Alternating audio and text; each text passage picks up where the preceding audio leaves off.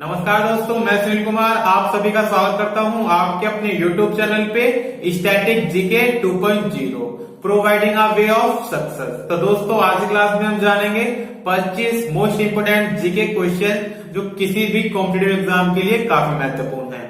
यदि आप NTPC, group D, railway, MTS, SSC, CGL या ग्रुप डी किसी भी एग्जाम की आप प्रिपरेशन करते हैं तो इस वीडियो को आप शुरू से लेकर एंड तक देखते रहिए और देखिए कि इन 25 में से आप कितने क्वेश्चंस के सही जवाब दे सकते हैं।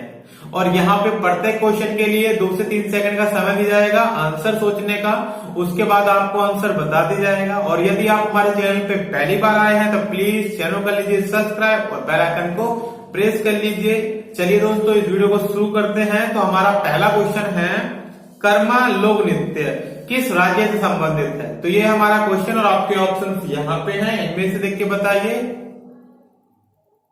जैसे आपके ऑप्शंस हो गए राजस्थान, छत्तीसगढ़, गुजरात, बिहार। तो क्या है इस क्वेश्चन का राइट आंसर? जी हाँ दोस्तों, यहाँ पे जो बी ऑप्शन है बिल्कुल करेक्ट हो जाएगा। छत्तीसगढ़ का प्रसिद्ध लोक नृत्य है कर्मा। आई होप यू अंडरस्टूड। और चलिए हम बढ़ते हैं अपने नेक्स्ट क्वेश्चन की ओर। क्वेश्चन नंबर 2, मोजावे रेगिस्तान इनमें से किस देश में स्थित है? तो बताइए मोजावे जो रेगिस्तान है वो इनमें से किस देश में स्थित है? जैसे आपके ऑप्शंस हैं कनाडा, चीन, अमेरिका, पेरू। तो क्या है इस क्वेश्चन का राइट आंसर? जी हाँ दोस्तों, यहाँ पे जो सी ऑप्शन है बिल्कुल करेक्ट हो जाएगा। अमेरिका में स्थित है मोजावे रेगिस्तान। और चलिए हम बढ़ते हैं अपने अगले क्वेश्चन की ओर। क्वेश्चन नंबर 3, भारत में किस नदी को खुला नाला कहा जाता है? तो जैसे आपके ऑप्शंस हो गए गंगा नदी, यमुना नदी, मंडोवी नदी या फिर डी गोदावरी नदी। तो क्या है इस क्वेश्चन का राइट आंसर? जी हाँ दोस्तों, यहाँ जो बी ऑप्शन है बिल्कुल करेक्ट हो जाएगा। यमुना नदी को भारत में खुला नाला कहा जाता है। इंपोर्टेंट सवाल है। तो चलिए हम बढ़ते हैं अपने अगले क्वेश्चन की ओर। क्वेश्चन नंबर 4, दूध सागर जलप्रपात भारत के किस राज्य में स्थित है? तो बताइए दूध सागर जलप्रपात है वो इनमें से किस राज्य में स्थित है? तो क्या है इस क्वेश्चन का राइट आंसर? जी हाँ दोस्तों, यहाँ जो बी ऑप्शन है वो बिल्कुल करेक्ट हो जाएगा, गोवा। और ये किस नदी पर स्थित है? तो ये मंडोवी नदी पर स्थित है। एग्जाम में ये पूछा गया था कि बताइए जो दूध सागर जलप्रपात है वो किस नदी पर स्थित है? तो आपको बताना है मंडोवी नदी, इसका राइट आंसर हो जाएगा। और चलिए हम बढ़ते हैं अपने अगले क्वेश्चन की ओर। क्वेश्चन नंबर 5, लोकटक झील भारत के किस राज्य में स्थित है? इंपोर्टेंट सवाल है। तो बताइए, जैसे आपके ऑप्शंस हो गए असम, केरल, नागालैंड या फिर डी मणिपुर। तो क्या है इस क्वेश्चन का राइट आंसर?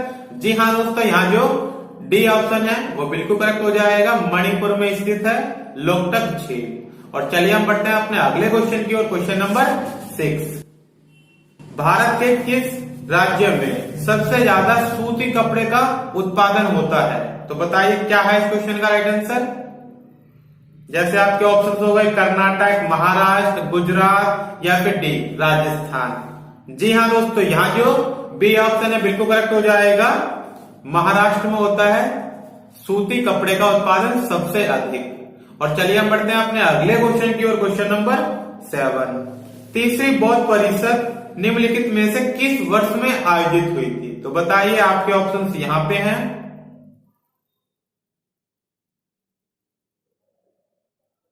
जी हाँ दोस्तों, यहाँ जो ए ऑप्शन है बिल्कुल करेक्ट हो जाएगा। 250 ईसा पूर्व में तीसरी बौद्ध परिषद आयोजित हुई थी। और जो इसकी स्थान था कहां पर आयोजित हुई थी? ये हुई थी पाटलिपुत्र में। और जो इसके अध्यक्ष थे वो थे मोगलीपुत्र तिस्सा, इसके अध्यक्ष थे। और किस राजा के संरक्षण में हुई थी? तो ये हुई थी सम्राट अशोक। इन पॉइंट्स को भी आपको याद रखना है, इंपोर्टेंट सवाल है। और चलिए हम बढ़ते हैं अपने अगले क्वेश्चन की ओर। क्वेश्चन नंबर 8, सिम का विस्तृत रूप इनमें से कौन सा है? तो बताइए सिम का विस्तृत रूप इनमें से कौन सा है?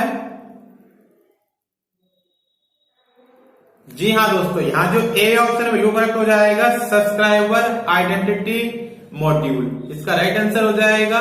और चलिए हम बढ़ते हैं अपने नेक्स्ट क्वेश्चन की ओर। क्वेश्चन नंबर 9, गुरुमुखी लिपि के संस्थापक इनमें से कौन थे? तो बताइए, आपके ऑप्शंस यहां पे हैं। क्या है इस क्वेश्चन का राइट आंसर? जी हाँ दोस्तों, यहां पर जो बी ऑप्शन है बिल्कुल करेक्ट हो जाएगा, गुरु अंगद। गुरु अंगद को ही गुरुमुखी लिपि का जनक कहा जाता है और ये सिख धर्म के दूसरे गुरु थे। एग्जाम में आपसे पूछा जा सकता है कि सिख धर्म के दूसरे गुरु कौन थे, तो आप क्या बताओगे? आपको यही बताना है कि गुरु अंगद सिख धर्म के दूसरे गुरु थे और इनको गुरुमुखी लिपि का जनक भी माना जाता है। आई होप यू अंडरस्टूड। और चलिए हम बढ़ते हैं अपने अगले क्वेश्चन की ओर। क्वेश्चन नंबर 10, हरियाणा के पहले राज्यपाल कौन थे? तो बताइए इनमें से हरियाणा के सबसे पहले राज्यपाल कौन थे?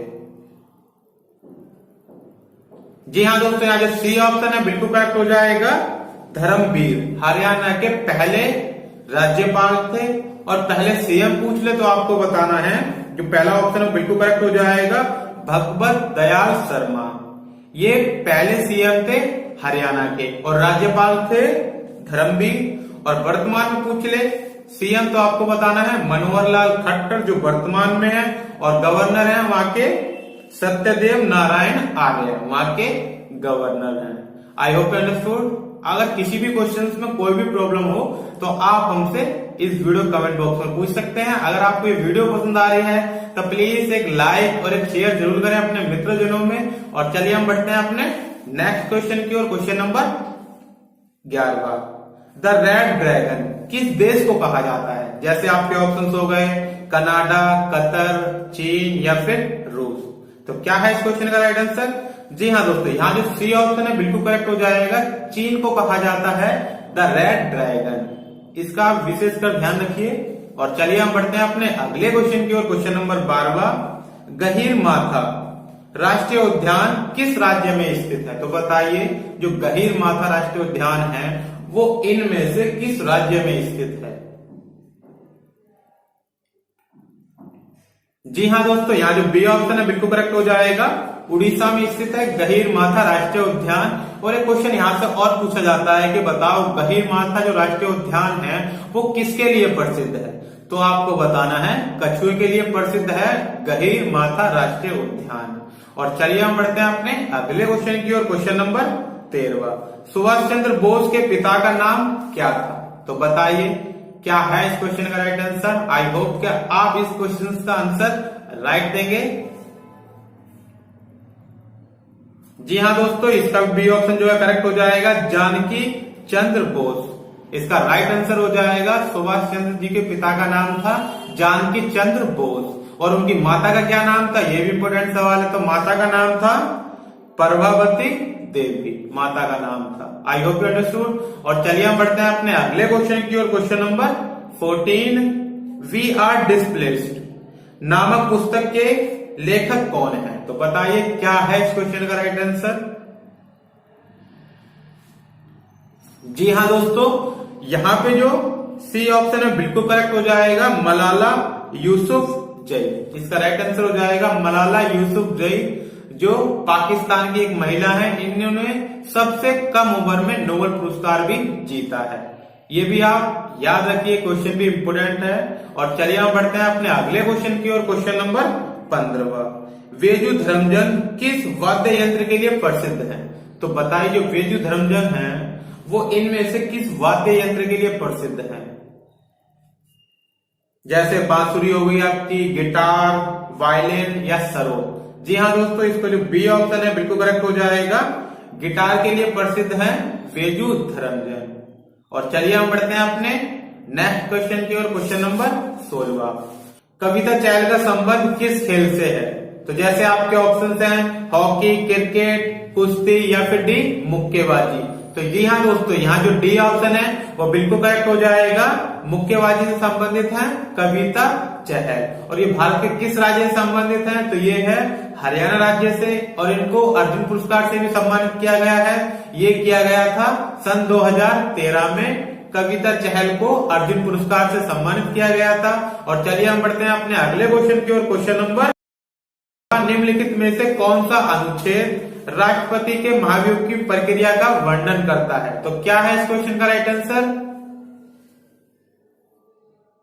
जी हाँ दोस्तों, यहाँ जो बी ऑप्शन है बिल्कुल करेक्ट हो जाएगा, अनुच्छेद 61 इसका राइट आंसर हो जाएगा। और ये राष्ट्रपति पर महाभियोग की प्रक्रिया किसके संविधान से लिया गया है? तो ये लिया गया है अमेरिका के संविधान से।